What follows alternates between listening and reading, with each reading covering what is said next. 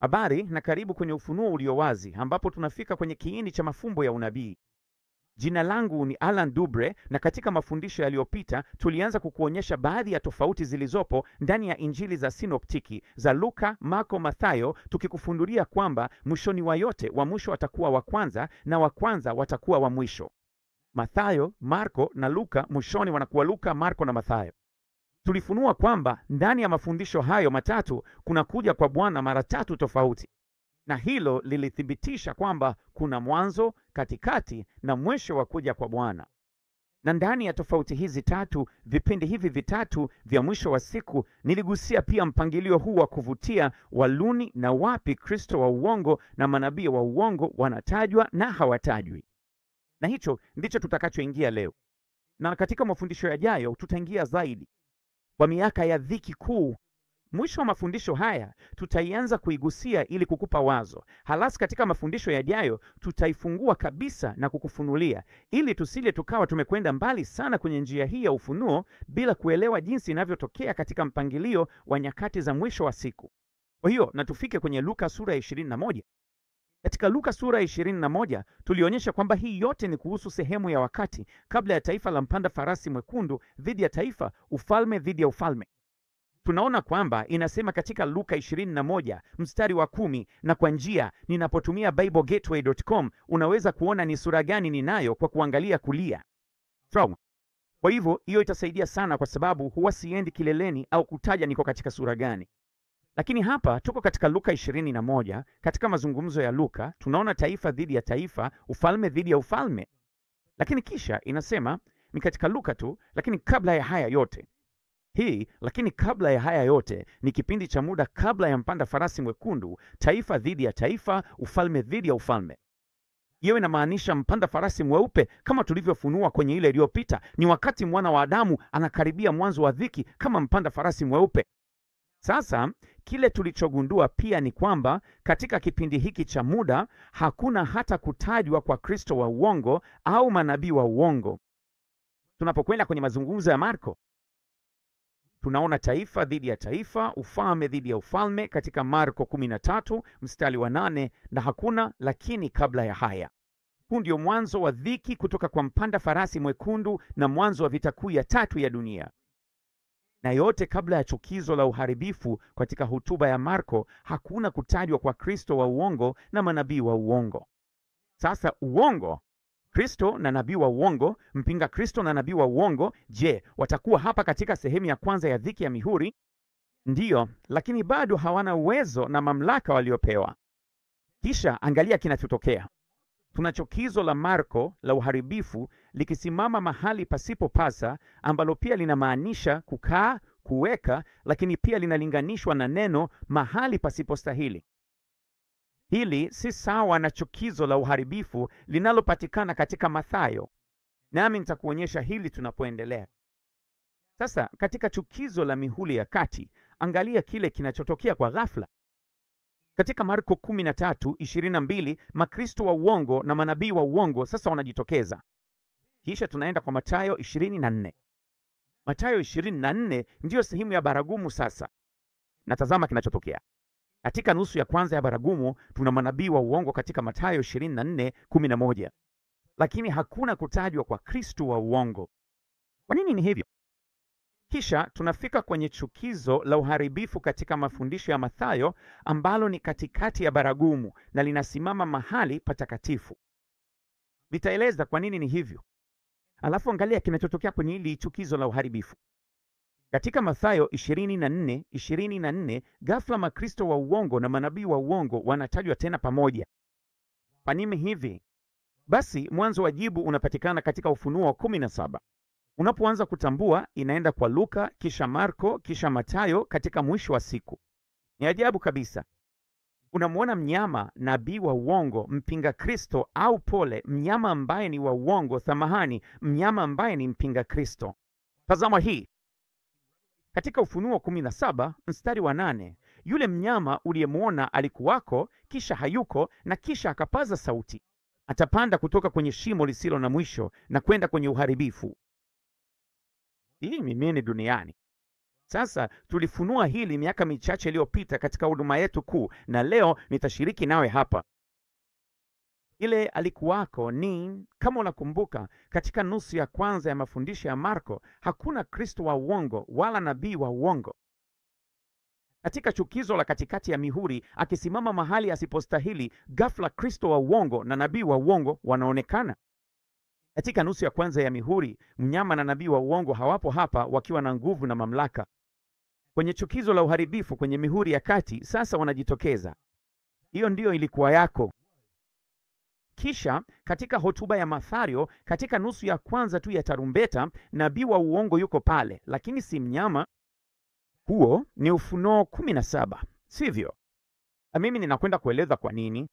Na kisha tunaona nini kwenye chukizo la uharibifu katika Mathayo sura ya 24. Samahani kuhusu hilo. Katika Mathayo 24, sasa tunafika kwenye chukizo la uharibifu, ambalo ni chukizo la uharibifu katikati ya tarumbeta. Na tunaona nini? Makristo wa uongo na manabii wa uongo. Sasa Kristo wa uongo, mpinga Kristo, mnyama, amerudi kwenye picha tena, na huyo ndiye atakayepanda kutoka kuzimu na kwenda kwenye uharibifu. Kwa hivyo hii ilikuwa ni nini? Mazungumzo ya Mark. Simama mahali ambapo haifai. Angalia huu. Je, unajua kwamba kulikuwa na aina mbili tofauti za hekalu katika Agano la Kale? Kuna hekalu la Musa na aina ya Sulemani, sivyo? Hekalu la Musa lilikuwa hekalu la kubebeka lililofunikwa kwa ngozi. Na wakati wa kanisa unaenda mpaka mwisho wa mihuri kwa kanisa lililolala, ambalo linabaki hadi mwisho wa mihuri kwa ajili ya unyakuo wa umati mkubwa wa dhiki. Na sisi ni nini? Sisi ni hekalu la Mungu. Kanisa ni hekalu la Mungu lililofunikwa kwa ngozi. Ni wakati wa Ufunuo 13 na alama ya mnyama. Ni nini kinatokea katika Ufunuo 13? Mnyama na nabii wa uongo wanatokea, na ni wakati wa alama ya mnyama. Na tazama inavyosema katika Ufunuo 13:5. Mnyama huyo amepewa miezi 42 kuendelea. Sasa kuendelea huku si kwa sababu bado alikuwa na uwezo na mamlaka, lakini alikuwa hapa eneo la tukio. Hii ni yake ilikuwa ya Ufunuo 17 na hotuba ya Marko kwenye chukizo na uharibifu. Ni mwanzo wa mihuri ya kati na nguvu zake kwa miezi 42. Kisha angalia kinachotokea. Kisha hatula. Kwa nini sivyo? Kwa sababu Bwana anapokuja katika hotuba ya Marko kuelekea mwisho wa mihuri, mwishoni mwa muhuri wa 6, hapa tunaona Bwana akija, na ni siku kuu ya ghadhabu yake. Wakati huu ndipo atakapomwangamiza yule mnyama na pembe zake 10, hapa katika Ufunuo 17 mstari wa 12. Hapo kuna yule mnyama na pembe zake 10, na nani anakuja ila Bwana wa mabwana na mfalme wa wafalme. Hii ndio sababu katika hotuba ya Mathayo sasa, katika nusu ya kwanza, tunaona tu nabii wa uongo na si mnyama, kwa sababu mnyama aliuawa, lakini nabii wa uongo hakuuawa. Sasa angalia kinachotokea katika nusu ya kwanza ya tarumbeta. Hekalu litaanza kujengwa upya, na tazama kinachotokea kuhusu hekalu la aina ya Sulemani, ambalo ni lile lililojengwa kwa mawe, lile ambalo kila mtu anafikiri ndilo litakalojengwa kwanza. Unaona, hili ndilo linalokuja katika nusu ya kwanza ya tarumbeta, linajengwa upya wakati mnyama hayupo. Halafu nini kinachofuata? Ufunuo 17 unaendelea kusema, na atapanda kutoka kwenye shimo lisilo na mwisho na kwenda kwenye uharibifu. Sasa ni lini anapanda kutoka kwenye shimo lisilo na mwisho? Mathayo sura ya 24. Katika chukizo la uharibifu la Mathayo 24, kusimama mahali patakatifu ni kwa sababu hekalu sasa lilikuwa limejengwa upya. Na ndiyo maana tunaona tena Kristo wa uongo pamoja na nabii wa uongo. Kwa nini? Kwa sababu anapanda kutoka kwenye shimo lisilo na mwisho katikati ya tarumbeta, karibu na katikati ya tarumbeta wakati wa malaika watano. Inasema katika Ufunuo 9:1, na malaika watano akapiga tarumbeta, nami nikamwona nyota ikianguka kutoka mbinguni hadi duniani, naye akapewa ufunguo wa shimo lisilo na mwisho, akalifungua shimo lisilo na mwisho. Katika Ufunuo 11, sikiliza inachosema. Wale mashahidi wawili walipomaliza siku zao 1260, angalia, si miezi 42, new imeandikwa tofauti kwa sababu ni kipindi tofauti cha wakati. Ikaribu nusu ya kwanza tarumbeta. Halafu nini kitatokea? Ufunuo 11:7 inasema, na watakapokwisha ushuhuda wao, yule mnyama atokaye katika kuzimu atafanya vita juu yao na kuwaua. Tazama hii. Katika Ufunuo sura ya 12 tunaona kutoka mstari wa 6 kwamba siku 1260 zilikuwa zimetukia na kisha shetani kutupwa chini. Shimo linafunguliwa. Na ndipo tunaona kwamba joka shetani anamfuata yule mwanamke, naye anakimbilia nyikani kwa wakati, nyakati na nusu wakati.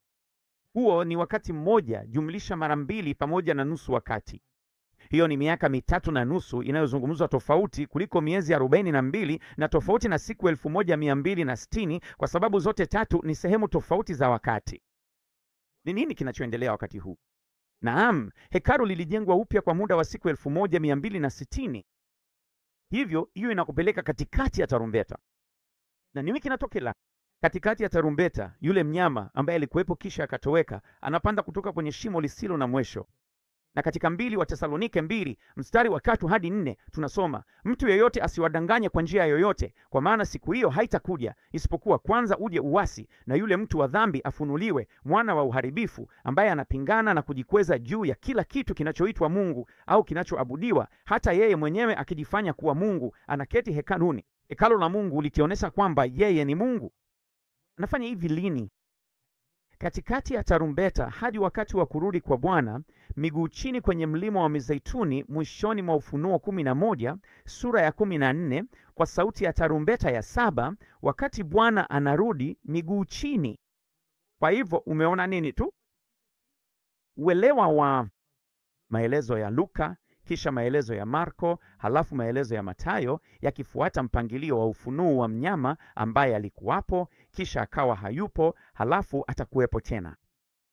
Na mnyama anapopata mamlaka katikati ya mihuri, anapewa mamlaka kwa muda gani? Miezi 42. Kisha hayupo kwa kipindi cha siku 1260, wakati hekalu linajengwa upya katika nusu ya kwanza ya tarumbeta. Na baada ya kujengwa upya, anatoka kwenye shimo lisilo na mwisho, na tunapata wakati, nyakati na nusu ya wakati, sehemu nyingine ya miaka 3.5, sehemu nyingine ya miaka 3.5. Huo ndio ufunuo wa miaka 10.5, bila kuhesabu nusu ya kwanza ya mihuri, ndugu wapendwa na dada wapendwa. Kwa kweli, na katika mafundisho yajayo nitakufafanulia hilo pia. Rudi nyuma, zingatia, fuatilia na ufuate mwenyewe. Huu ndio ufunuo wa mwisho wa siku. Mungu akubariki. Mungu awabariki familia Zengo. Tutazungumza nao hivi karibuni. Kwaheri kwa sasa.